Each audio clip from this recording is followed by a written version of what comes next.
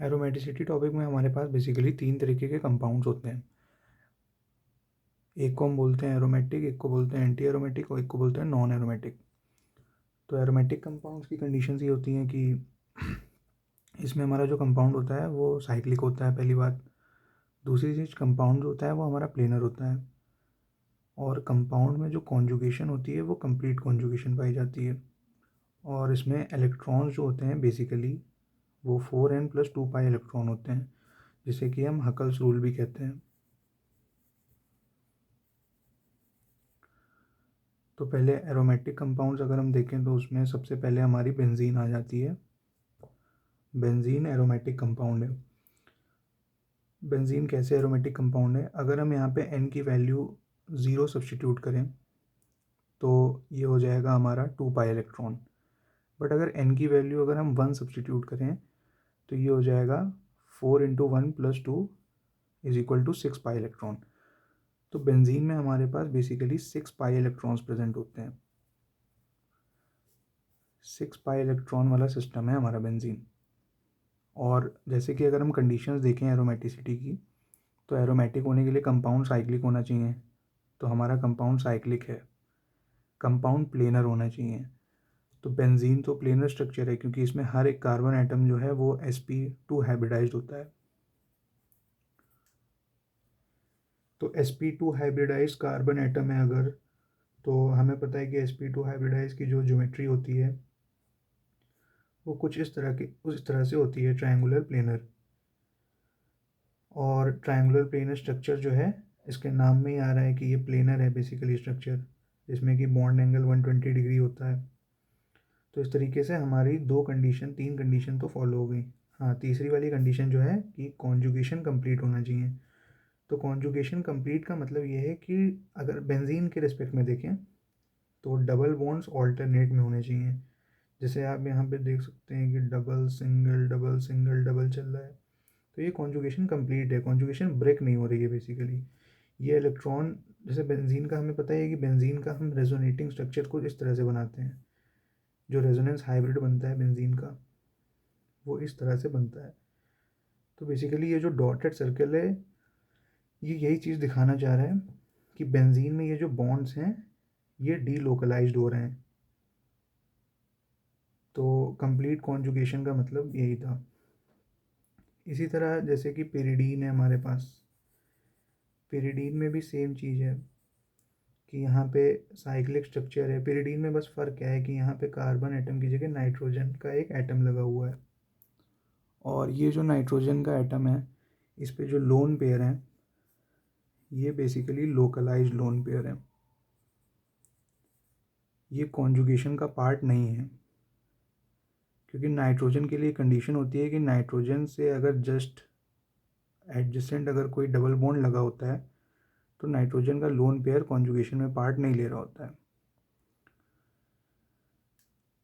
और अगर इस स्ट्रक्चर की बात करें हम, तो ये स्ट्रक्चर भी हमारा बेसिकली साइक्लिक तो है ही, प्लेनर दिख ही रहा है क्योंकि हर एटम यहाँ पे प्लेनर है, सबकी हाइब्रिडाइजेशन sp2 है। कार्बोकेटाइन भी हमारा sp2 हाइब्रिडाइज्ड ही होता है। कॉन्जुगेशन कंप्लीट है क्योंकि डबल सिंगल और यहाँ पे ये पॉजिटिव चार्ज है, तो ये इलेक्ट्रॉन डेंसिटी बेसिकली यहाँ पे भी बॉन्ड आ रहा होगा कभी ना कभी। जब यहाँ बॉन्ड आ रहा होगा तो पॉजिटिव चार्ज बन रहा होगा यहाँ पे। जैसे कि अगर हम ये देखें तो ये बॉन्ड जब यहाँ शिफ्ट होगा तो उसी वक्त ये बॉन्ड यहाँ शिफ्ट हो रहा होगा, ये बॉन्ड यहाँ शिफ्ट हो रहा होगा, और जब ये वाला बॉन्ड जब यहाँ आ रहा होगा तो यहाँ पे पॉजिटिव चार्ज बन रहा होगा, क्योंकि जब ये वाला बॉन्ड यहाँ आएगा तो यहाँ का बॉन्ड का फॉर्मेशन होगा। ये बॉन्ड आगे जा रहा है तो यहाँ बॉन्ड का फॉर्मेशन होगा, बट यहाँ पे कार्बोकेटाइन का फॉर्मेशन हो जाएगा। तो बेसिकली ये स्ट्रक्चर भी हमारा कॉन्जुगेशन कंप्लीट है, तो ये भी हमारा कैसा कंपाउंड हो जाएगा, एरोमेटिक। तो इस तरह से एरोमेटिक कंपाउंड्स ये सारे हो गए। एंटी एरोमेटिक कंपाउंड्स की अगर हम बात करें तो एंटी एरोमेटिक कंपाउंड्स के लिए भी कंडीशन वही है कि कंपाउंड साइक्लिक होना चाहिए, कंपाउंड प्लेनर होना चाहिए, कॉन्जुगेशन कंप्लीट होनी चाहिए। बस यहाँ पे 4n+2 पाई इलेक्ट्रॉन की जगह 4n पाई इलेक्ट्रॉन होनी चाहिए। मतलब n की वैल्यू अगर 1 रखें ज़ीरो तो रख नहीं सकते, ज़ीरो का मतलब ज़ीरो पाई इलेक्ट्रॉन, उसका क्या सिग्निफिकेंस है, क्योंकि जब पाई इलेक्ट्रॉन होंगे ही नहीं तो कॉन्जुगेशन कैसे होगी। तो 1 0 n की वैल्यू 0 रखने का कोई फ़ायदा नहीं, n की वैल्यू 1 अगर रखें तो 4n पाई इलेक्ट्रॉन, मतलब 4 n की वैल्यू 1 रखी तो 4 पाई इलेक्ट्रॉन आ गए हमारे पास।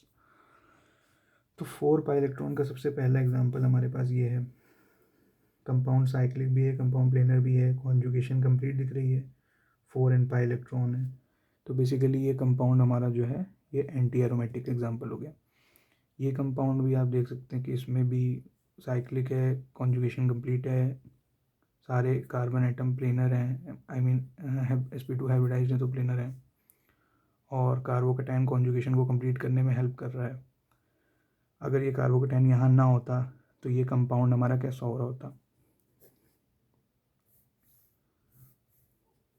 कुछ इस तरह से बनना होता। तो उस केस में ये कंपाउंड हमें साइक्लिक दिख तो रहा है क्योंकि हमने पेपर पे बना दिया, बट ये साइक्लिक है नहीं। क्यों? क्योंकि यहाँ पे हाइड्रोजन एटम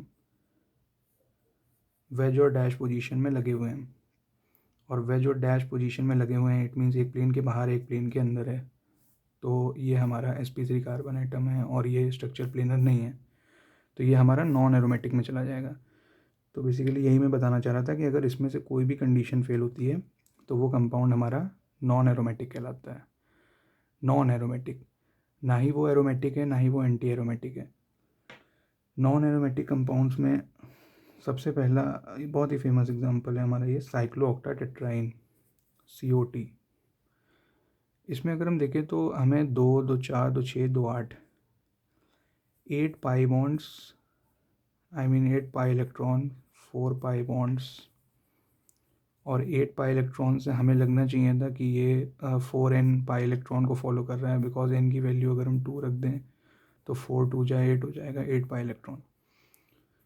तो हमें लगा कि ये कंपाउंड जो है हमारा ये एंटी एरोमेटिक है, बट ऐसा नहीं होता। ये कंपाउंड एरोमेटिक हो, नॉन एरोमेटिक में कंसिडर किया जाता है। इसका रीज़न ये है कि इस कंपाउंड का शेप जो होता है वो कुछ इस तरह से होता है, बेसिकली टब लाइक शेप होता है इस कंपाउंड का। तो इसकी वजह से ये स्ट्रक्चर जो है ये प्लेनर नहीं है, और जब प्लेनर नहीं रहा तो ये कंडीशन फॉलो नहीं हो रही है तो वो एंटी एरोमेटिक कैसे हो सकता है, इसलिए हम इसे नॉन एरोमेटिक के अंडर कंसिडर करेंगे। वैसे ही अगर इस एग्जांपल को देख लें तो जैसे मैंने यहाँ आपको ये बता ही दिया कि ये एग्जांपल में ये कार्बन एटम जो है ये sp3 हाइब्रिडाइज्ड है, और जब sp3 हाइब्रिडाइज्ड है तो प्लेनर नहीं है हमारा ये कंपाउंड, और इसलिए ये हमारा कंपाउंड नॉन एरोमेटिक में कंसिडर किया जाएगा। तो एरोमेटिसिटी में बेसिकली कॉमन एग्जांपल जो थे वो यही थे,